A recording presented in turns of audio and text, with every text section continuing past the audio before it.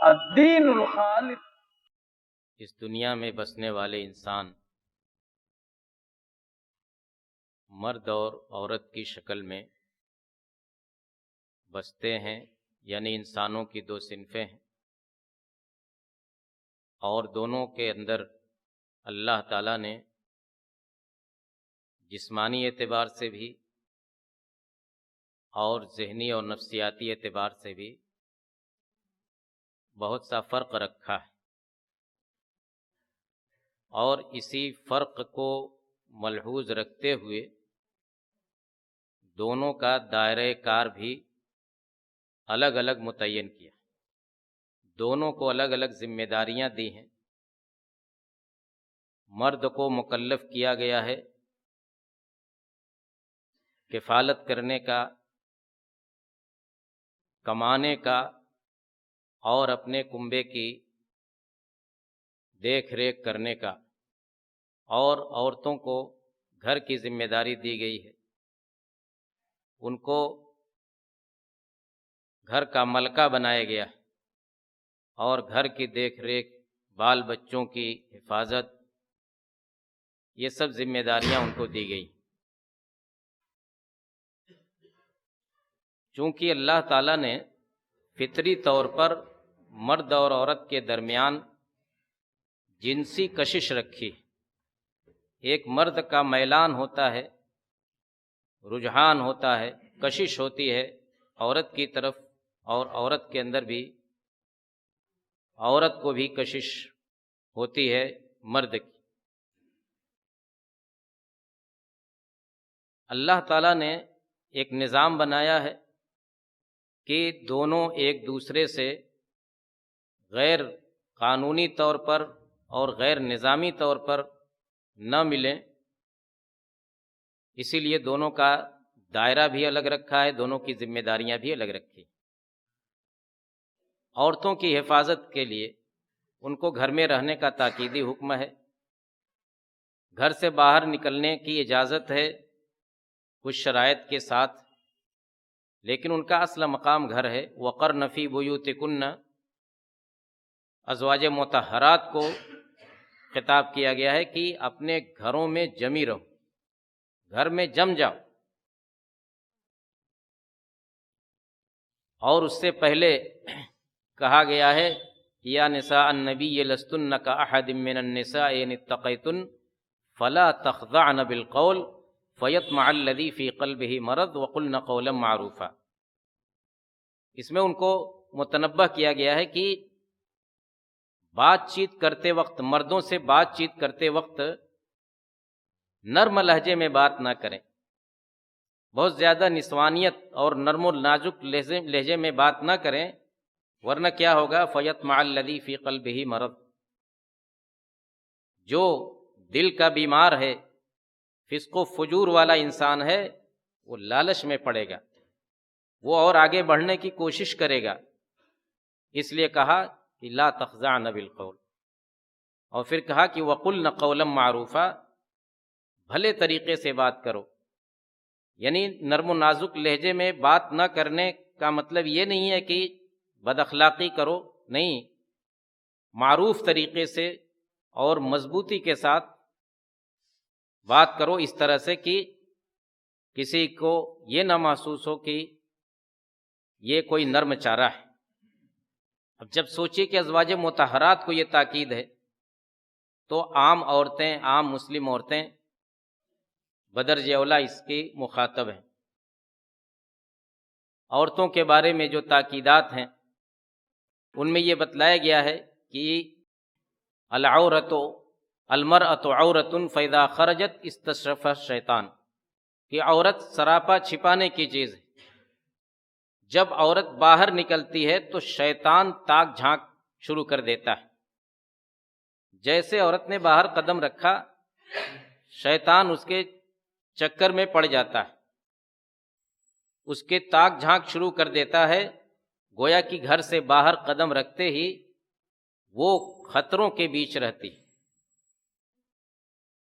خوشبو لگا کر باہر نکلنے سے منع کیا گیا ہے عورتوں کو، کیونکہ خوشبو بھی یہ دوسروں کو اپنی طرف مائل کرنے اور متوجہ کرنے کا ذریعہ بنتی ہے۔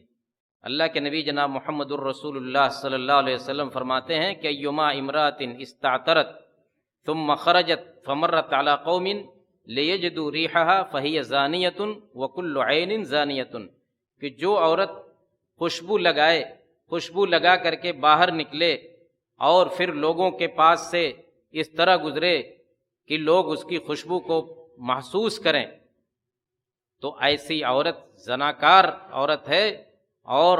اس کی طرف دیکھنے والی ہر آنکھ زناکار ہے۔ اتنی سخت باتیں صرف اس لیے کی گئی ہیں تاکہ ایک عورت کی حفاظت ہو سکے، گھر سے باہر نکلے تو وہ محفوظ رہے، دوسروں کی دسترس سے محفوظ رہے، اس کی عزت و آبرو محفوظ رہے۔ ایک عورت کو تنہا سفر کرنے سے منع کیا گیا ہے، غیر محرم کے ساتھ تنہائی میں جانے سے منع کیا گیا ہے۔ اللہ کے نبی صلی اللہ علیہ وسلم فرماتے ہیں کہ لا یخلون رجل بامرأۃ الا مع ذی محرم، کہ کوئی مرد کسی عورت کے ساتھ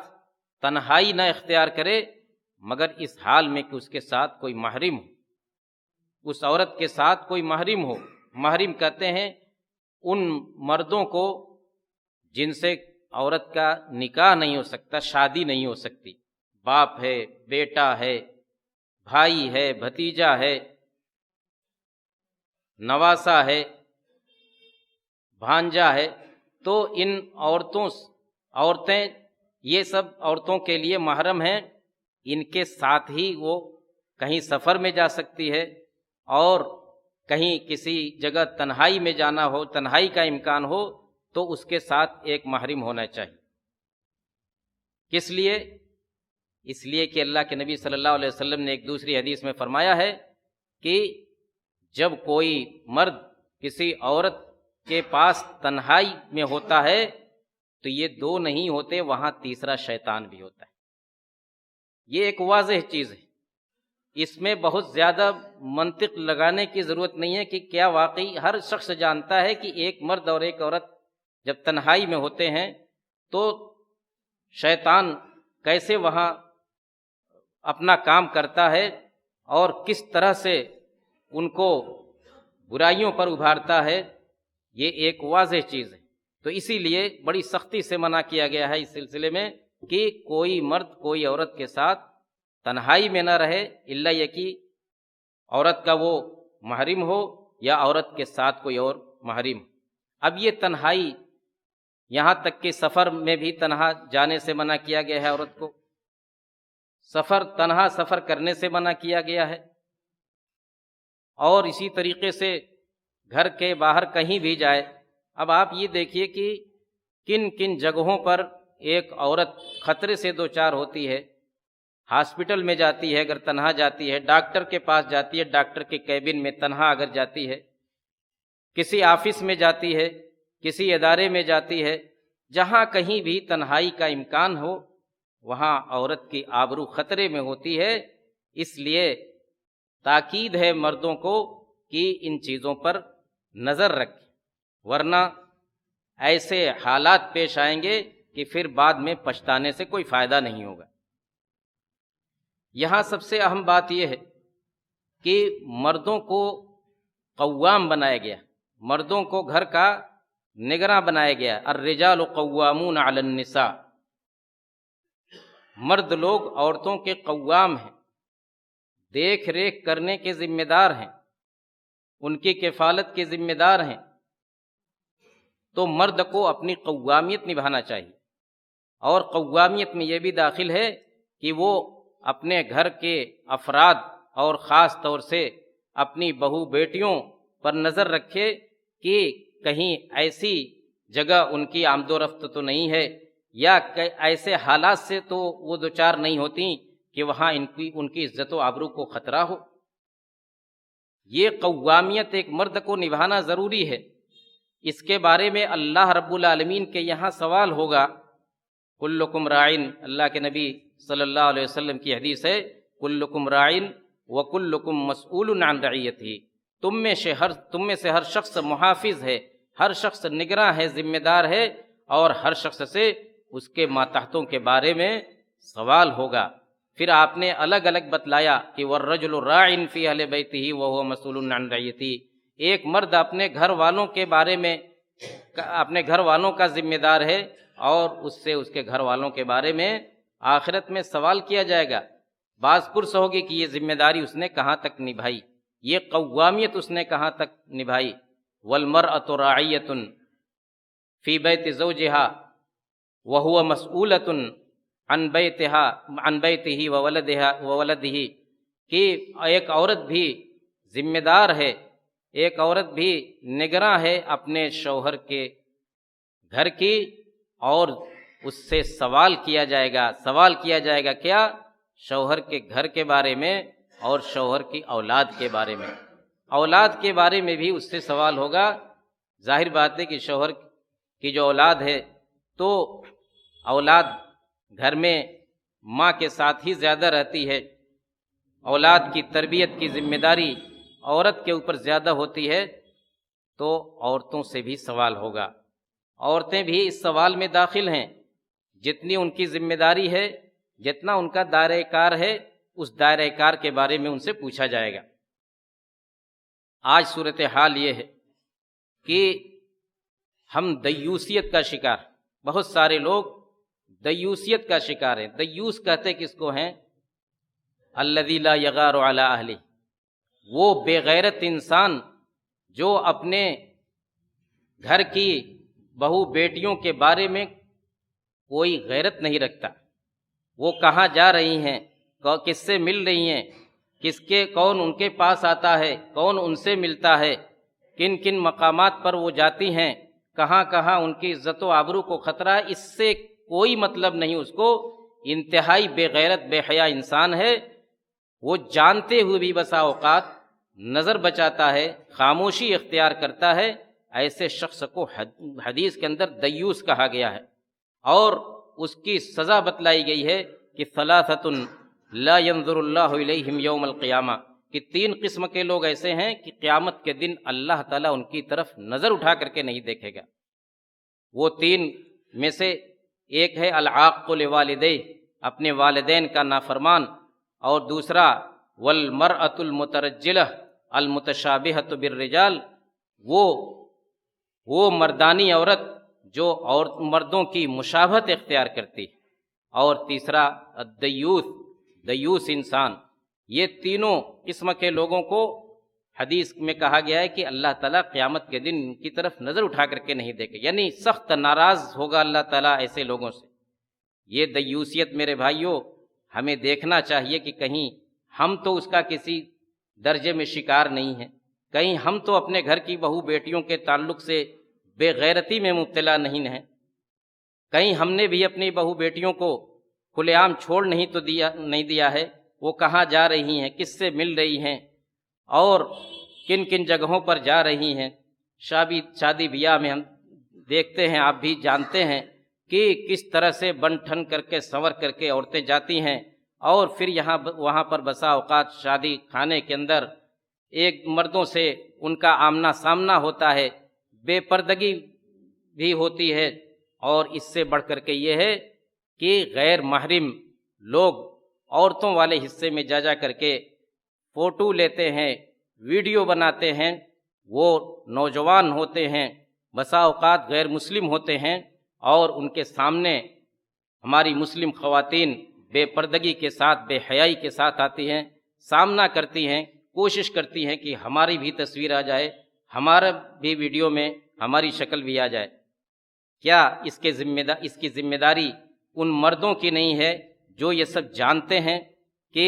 یہاں کیا ہو رہا ہے؟ کیا انہوں نے ہی نہیں ایسے لوگوں کو وہاں متعین کیا ہے ان سب کاموں کے لیے؟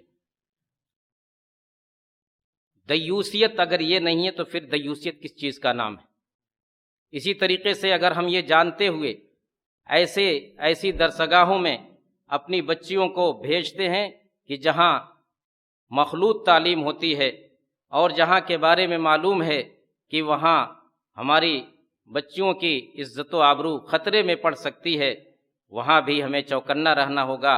اور ہر اس جگہ کے بارے میں ہمیں آنکھیں کھلی رکھنی ہوں گی جہاں سے ہماری بچیوں کو اور ہماری خواتین کو کی عزت و آبرو کو خطرہ ہے۔ ہمیں اس سلسلے میں اپنی قوامیت کی ذمہ داری کو محسوس کرنا ہوگا۔ کہیں ایسا نہ ہو کہ ہماری یہ بے غیرتی اور ہماری یہ سستی ہم کو دنیا میں بھی شرمسار کرے اور پھر آخرت میں بھی ہم اللہ کی گرفت میں پڑے۔ شریعت کا نظام اس سلسلے میں بڑا ہی باریک ہے، اور یہاں تو یہ ہے کہ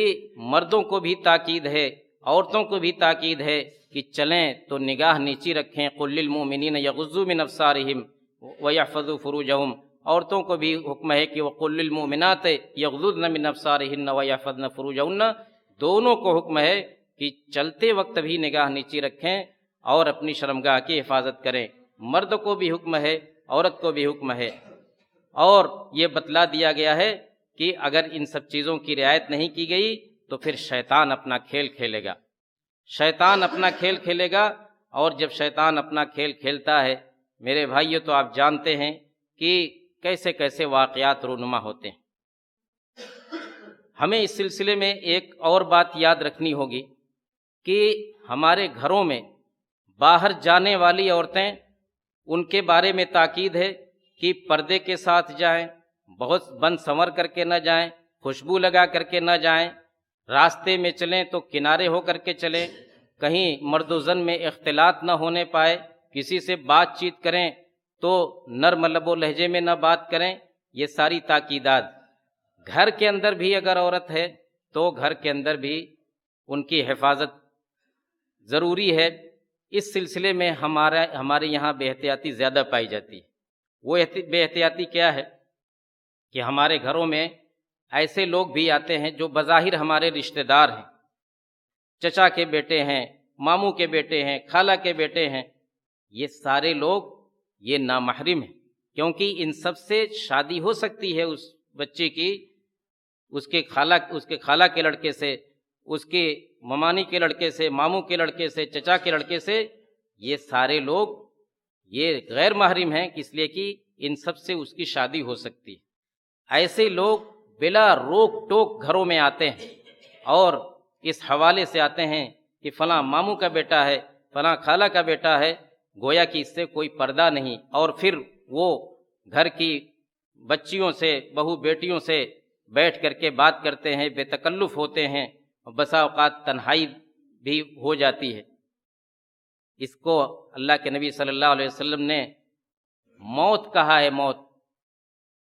جب آپ نے یہ بتلایا کہ لا یخلون رجل، کہ کوئی مرد کسی عورت کے ساتھ بغیر کسی محرم کے تنہائی میں نہ جائے، تو صحابہ نے پوچھا کہ ہم وہ کے بارے میں، یعنی شوہر کے رشتہ داروں کے بارے میں کیا حکم ہے؟ تو اللہ کے نبی نے کہا کہ الحم والموت، شوہر کے رشتہ دار تو یہ موت ہے۔ شوہر کے رشتہ دار یعنی عورت کا دیور، عورت کا جیٹھ، یا اسی طریقے سے اس کے دوسرے، اس کے چچازاد بھائی وغیرہ شوہر کے، یہ موت ہے۔ موت کا مطلب یہ ہوا کہ یہ ہلاکت کا سبب ہے انسان کی، اس لیے کہ گھروں میں بے تکلفی کے ساتھ بسا اوقات یہ داخل ہوتے ہیں اور ان کو اجنبی نہیں سمجھا جاتا ہے۔ جیسے ایک عام اجنبی انسان ہے کہ جس سے پردہ کرنا ہے اور جس سے الگ رہنا ہے ایک عورت کو، یہی حال ان قریبی شوہر کے قریبی رشتہ داروں کا بھی ہے، اس کے بھائی اور اس کے چاہے سگے بھائی ہوں، چچازاد بھائی ہوں، تو ان سے بچنا ہے۔ اب سوچئے کہ ہمارے گھروں کا ماحول کیا ایسا ہے؟ کیا ہم اس کی پابندی کرتے ہیں کہ ایسے لوگ ہمارے گھروں میں نہ آئیں ضرور، آنے اس پر پابندی نہیں ہے، لیکن ان کے بیٹھنے اور ان کی ضیافت کے لیے الگ جگہ ہونی چاہیے۔ جس طرح سے دوسرے اجنبی لوگ آتے ہیں، ان کے لیے مہمان خانہ ہے، مہمان خانے میں بیٹھتے ہیں اور وہیں ان کی عزت تکریم کی جاتی ہے اور وہیں سے وہ رخصت ہو جاتے ہیں، تو اسی طرح سے ایسے لوگ بھی گھروں کے اندر آئیں، ضرور آئیں، لیکن یہ ہے کہ وہ گھر کی بہو بیٹیوں کے ساتھ بے تکلف نہ ہوں، ان کے ساتھ تنہائی میں نہ ہوں۔ یہاں تک کہ اللہ کے نبی صلی اللہ علیہ وسلم نے یہ تاکید فرمائی ہے کہ ایاکم والدخول علی المغیبات، ایسی عورتوں کے پاس جانے سے بچو جن کے شوہر گھر میں نہیں ہیں، مغیبات جن کے شوہر گھروں کے اندر نہیں ہے یا جن گھروں کے اندر کوئی محرم نہیں ہے ان کا، تو ایسے گھروں میں تم داخل نہ ہو، کیونکہ شیطان انسان کے اندر، انسان کی رگ رگ میں شیطان رچا بسا ہوتا ہے، ویسے ہی جیسے خون رگ رگ میں ہوتا ہے ویسے ہی شیطان رچا بسا ہوتا ہے۔ یہ ساری ہدایتیں میرے بھائیوں ہماری شریعت نے ہم کو دی ہیں، ہمیں ان کی پابندی کرنی چاہیے اور اپنے گھر کا ماحول ایسا بنانا چاہیے کہ آگے چل کر کے ہم کسی مصیبت میں نہ پڑیں اور ہماری عزت و آبرو داؤ پر نہ لگے۔ اللہ رب العالمین ہمیں ہر طرح کے برے انجام سے محفوظ رکھے اور ہمیں اپنی ذمہ داریوں کو نبھانے کی توفیق عطا فرمائے۔ وآخر دعوانا ان الحمد للہ رب العالمین۔